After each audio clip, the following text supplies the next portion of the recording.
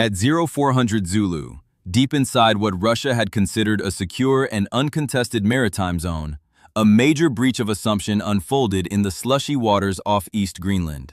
A Russian Navy Admiral Grigorovich-class frigate, operating far from any declared front line and far from the Black Sea theater, was conducting a routine but sensitive patrol focused on monitoring potential NATO submarine activity. From a conventional naval perspective, the vessel appeared secure. Its sensors were directed outward and downward, scanning for American and British submarines known to operate in approaches to Greenland.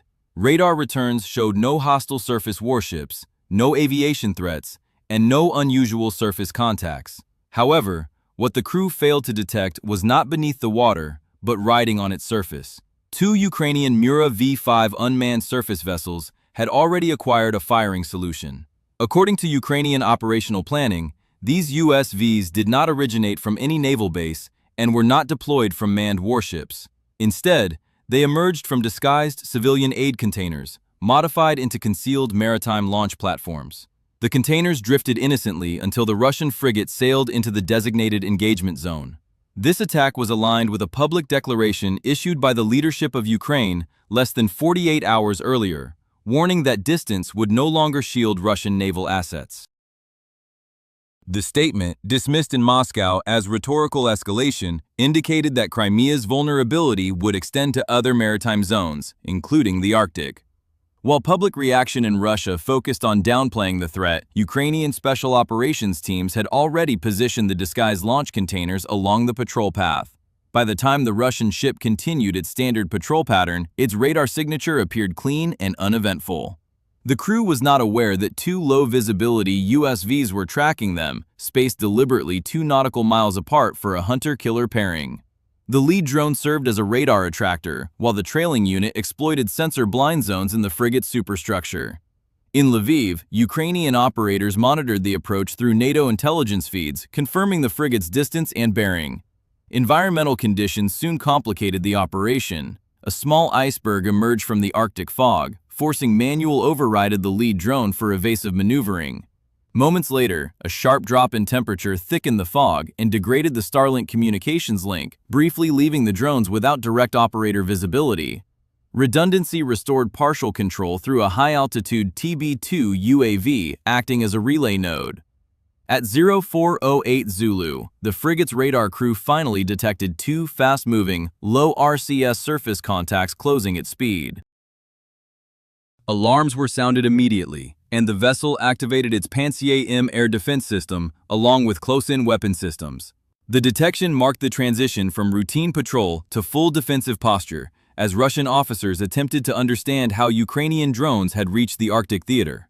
The engagement that followed would escalate rapidly, revealing vulnerabilities in Russia's assumptions about distance, sanctuary, and naval security.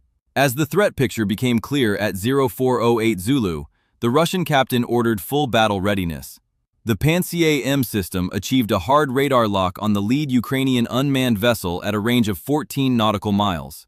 A Kh-35 anti-ship missile was launched from the starboard rail, a weapon designed for much larger naval targets. The Ukrainian operator immediately activated the drone's evasion protocol, executing high-speed zigzag maneuvers and deploying a compact flare canister. The missile seeker was disrupted, sending the Kh-35 into the sea roughly 180 yards from the drone. A second Kh-35 was launched at the trailing USV, but was also defeated by evasive movement and decoy flares, splashing down about 220 yards from its intended impact. Two major missiles were neutralized by low-cost unmanned platforms, demonstrating a growing imbalance between the cost of interception and the cost of attack. Recognizing that missile engagements were ineffective, the Russian captain maneuvered the frigate to bring its broadside weapons to bear. The AK-630 close-in weapon systems opened fire, with 30mm tracer streams cutting through the dense Arctic fog and impacting within a few feet of the lead USV. The drone survived due to its low profile, riding below 5 feet above the waterline, and due to radar-absorbent materials that created intermittent lock disruptions on the fire control radar. The Russian crew added man-portable air defense teams to the deck, prepared to engage at short range with shoulder-launched missiles. At 0410 Zulu, the Ukrainian operator escalated with a coordinated saturation tactic. From the lead Mura vessel, 4 Arctic Wasp FPV drones were launched using a deck-mounted rack. These lightweight quadcopters flew in pairs, targeting the ship's sensor horizon. Their objective was not structural damage, but disorientation of the frigate's targeting systems. The Pantsir M system was forced to process multiple simultaneous returns, creating strain on its prioritization algorithms. The AK-630A guns switched to full automatic. 2 of the Wasps were destroyed, and a third was shot down by a shoulder-launched missile. However, the short but intense firing cycle overheated the portside gun, leading to a jam after 15 seconds. This distraction allowed the trailing Mura drone to maneuver into a blind zone behind the frigate's superstructure, reducing visibility on Russian sensors. As the vessel looped toward the stern, a lookout finally spotted the wake, but the reaction time was insufficient. Attempts to bring the aft AK-630 to bear resulted in another rapid overheating incident. The stern of the warship was left exposed at a critical moment. At 0412 Zulu, the lead Mura deployed a second group of 4 Arctic Wasp drones, further dividing the Russian crew's attention.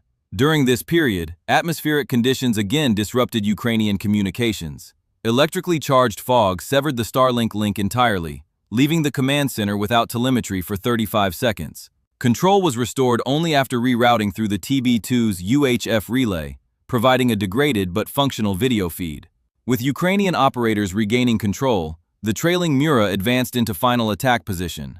The Russian captain, now aware of the tactic, ordered maximum rudder to turn the ship and confront the approaching threat. However, the ship's inertia and the narrow time window prevented completion of the maneuver. At 1.2 nautical miles, the Ukrainian drone launched a fiber-optic guided FPV system, immune to electronic warfare. The device struck the ship's rudder assembly, severing hydraulic linkages and rendering steering inoperative. The frigate was immobilized at the most vulnerable moment. By 0414 Zulu, Russian officers attempted to concentrate all remaining firepower on the second Mura vessel. The last surviving Arctic Wasp executed a final diversion flight near the bridge, momentarily disrupting targeting. The decoy Mura was destroyed soon afterward by direct cannon fire, as expected in the mission profile. However, the primary attack drone remained unscathed. Carrying approximately 660 pounds of RDX, it accelerated to 45 knots on a direct course toward the stern. At ranges below 1 nautical mile, Russian gunners shifted to manual 12.7mm machine gun fire. Tracer rounds impacted close to the drone's hull, but failed to neutralize it. Operators pushed the vessel beyond normal safety parameters to evade incoming fire.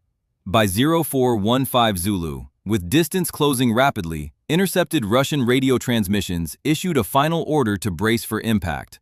Seconds later, the Mura drone struck below the waterline at full speed. The detonation produced a massive bubble pulse, generating extreme pressure on the hull. The shockwave compromised structural integrity, causing fractures along the keel. Secondary explosions followed inside the ship's missile compartment, ejecting a fireball high above the surface. Within minutes, the vessel was flooding uncontrollably and listing sharply, marking the effective loss of a high-value Russian Navy asset in the Arctic. Following the detonation that crippled the Russian frigate, the vessel's structural condition deteriorated rapidly.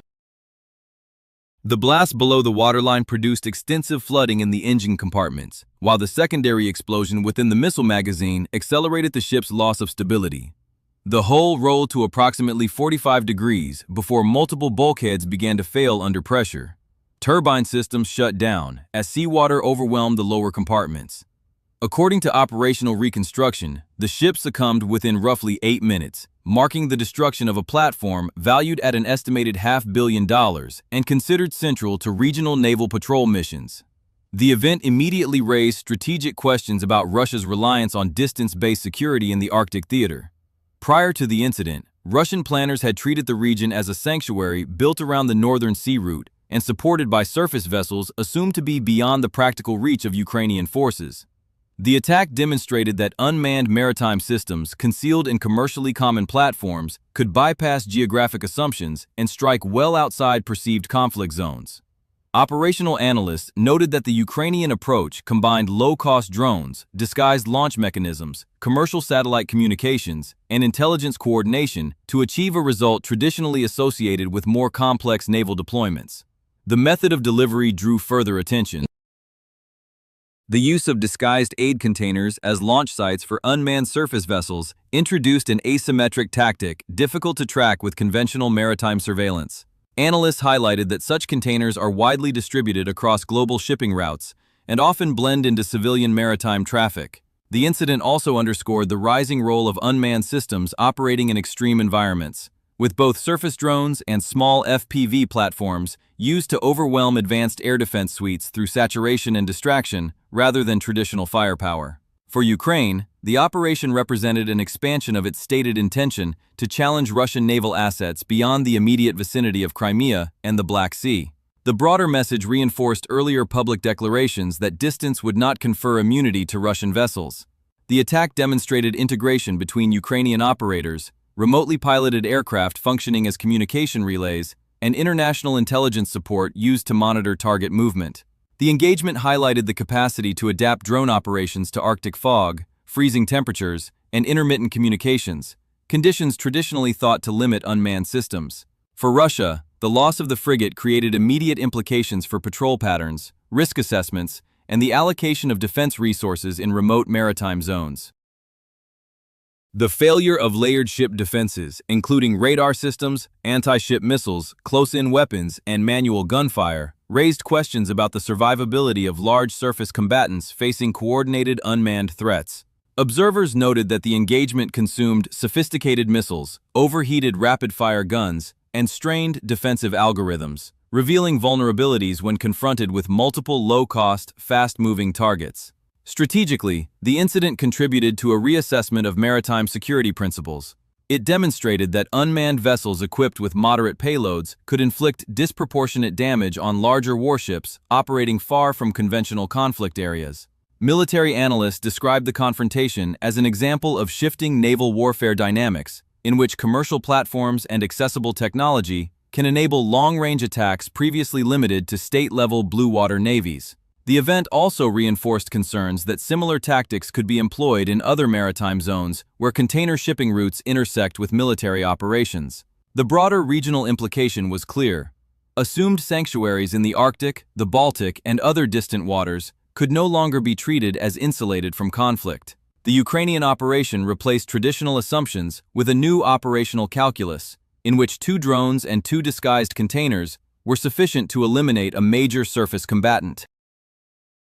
The incident closed with Ukraine signaling that its capability to target Russian vessels was no longer confined to a single region, while Russia faced the challenge of reassessing defensive coverage across multiple maritime sectors. Subscribe to stay updated on developments in